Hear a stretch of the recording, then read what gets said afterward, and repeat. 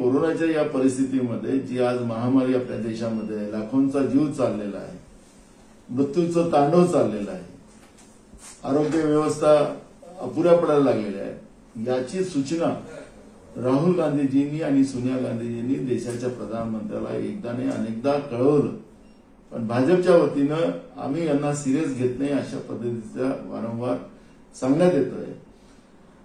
आम्ही पण 18 वर्षाच्या वरपासून आता सगळ्यांना वॅक्सिनेशन द्या अशा पद्धती मागणी केली, त्यावेळेसही भाजपचं स्टेटमेंट असं झालं की आम्ही सिरियस घेत नाही।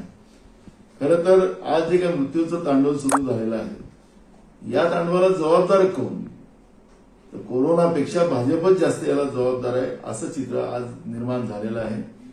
आज लोकांचा जीव चाललेला आहे आणि या जीवामध्ये खऱ्या अर्थानं भाजप पावलापावलावर राजकारण करते आहे केंद्रामध्ये बसून, आणि म्हणून अशा या सगळ्या परिस्थितीमध्ये आपण लक्षात घेतलं तर आज ज्या काही चांगल्या सूचना विरोधी पक्षाच्या वतीनं केंद्र सरकारला दिल्या जातात, त्या सूचनेचं पालन न करता त्याची टिंगल करण्याचं जे काम करतायत, तर एक काळ असा येईल की भाजपलाही लोक सिरियस घेणार नाही आणि यांची टिंगल करेल अशी वेळ येणार आहे। म्हणून अजूनही वेळ गेलेला नाही, हे राजकारणाचा भाग नाही।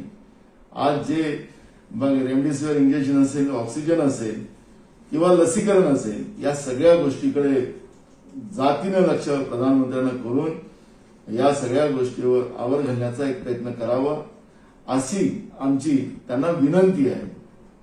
धन्यवाद।